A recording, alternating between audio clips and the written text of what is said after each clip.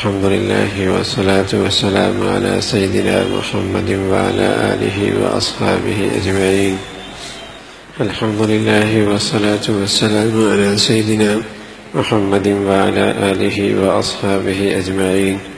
قال النبي صلى الله عليه وسلم: عجبا لأمر المؤمن إن أمره كله له خير وليس ذلك لأحد إلا للمؤمن إن أصابته سرا شكر فكان خيرا له وإن أصابته ضرا صبر فكان خيرا له. یہ اہل ایمان کی خوبیوں کا، صفات کا تذکرہ چل رہا تھا کہ وہ متحمل مزاج ہوتا ہے، وہ تحمل بردبار رہتا ہے، وہ اللہ کی ذات پہ بھروسہ رکھتا ہے، وہ اپنے ہاں شرم و حیا کی دولت رکھتا ہے، وہ متواضع اور انکساری کرنے والا اور وہ صبر کرنے والا ہوتا ہے. اور ایک خوبی ہے اہل ایمان کی کہ وہ شکر کرنے والا ہوتا ہے، اللہ کا شکر کرنے والا.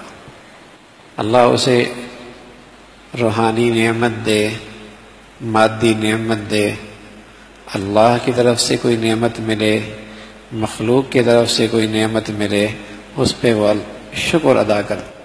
حضور علیہ الصلوۃ والسلام عبد الرحمن بن عوف فرمان لگے رضی اللہ تعالیٰ عنہ کہ اللہ کے نبی صلی اللہ علیہ وسلم ہمارے ہاں سے اٹھ کے گئے، میں بھی ساتھ ہو لیا. آپ گھر میں تشریف لے گئے اور سجدے میں گر گئے. اتنا طویل سجدہ کیا کہ مجھے یوں لگا جیسے سجدے میں آپ کی روح قبض ہو گئی ہے. میں قریب آ کے بیٹھ گیا. حضور علیہ الصلوۃ والسلام نے کافی دیر کے بعد سر سجدے سے اٹھایا. کہا عبد الرحمن کیوں بیٹھے ہو؟ کہا یا رسول اللہ میں نے سمجھا کہ آپ کی تو روح ہی قبض ہو گئی. فرمایا نانا، مجھے میرے اللہ نے ایک خوشخبری دی ہے اور فرمایا کہ جو آپ پہ ایک مرتبہ درود پڑے گا میں اس پہ 10 مرتبہ رحمتیں بھیجوں گا، اور جو مجھ پہ ایک مرتبہ سلام پڑے گا میں اس پہ ایک مرتبہ سلام کہوں گا. تو میں اس پر اللہ کا شکر ادا کر رہا تھا، اس پر میں اللہ کا شکر ادا کر رہا تھا. کھڑی ہوئی نماز میں اور اتنا طویل قیام فرمایا کہ پاؤں مبارک پہ ورم آ گیا. اما عائشہ رضی اللہ تعالیٰ نے عرض کیا اللہ کے رسول آپ تو بخشائے ہیں اور اتنی طویل نماز. فرمایا افلا اکون عبدا شکورا، کیا میں اپنے اللہ کا شکر گزار بندہ نہ بنوں؟ جب اس کی طرف سے میرے اوپر انعامات کی بارش ہے تو میں اس کا شکر بجا لا رہا ہوں، اس کا شکریہ ادا کر رہا ہوں. ایک سائل آیا اور اس نے کچھ تقاضا کیا. اس وقت اللہ کے نبی کے پاس کچھ زیادہ تھا نہیں. حضرت انس سے کہا جاؤ اسے ایک کھجور دے دو. جب اسے ایک کھجور دی اس نے پھینک دی. کہا ایک کھجور. کچھ دیر کے بعد ایک اور سائل آیا. حضرت انس سے فرمایا اسے بھی ایک کھجور دے دو.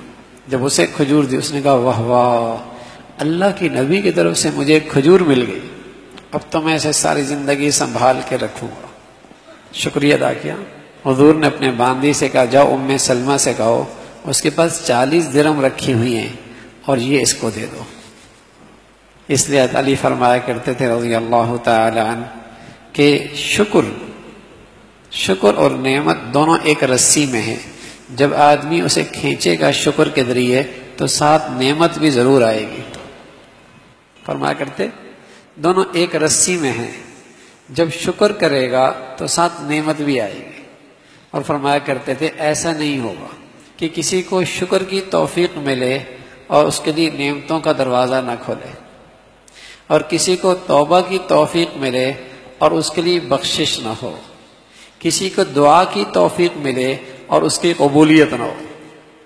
ایسا نہیں ہے کہ کسی کو توبہ کی توفیق ملے اور اس کی بخشش نہ ہو، کسی کو دعا کی توفیق ملے اور اس کی دعا قبول نہ ہو، اور کسی پہ اللہ فضل فرمائے اور اسے شکر کی توفیق ملے اور اس کے لیے نعمتوں کا دروازہ نہ کھلے. لَإِن شَكَرْتُمْ لَأَزِيدَنَّكُمْ، شکر بجا لا.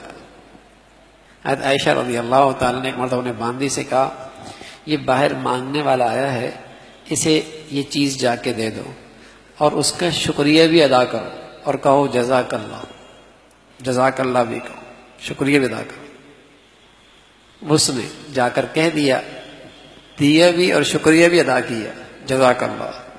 اس نے بھی آگے فقیر بھی ایسا ہی تھا، اس نے بھی کہا جزاک اللہ۔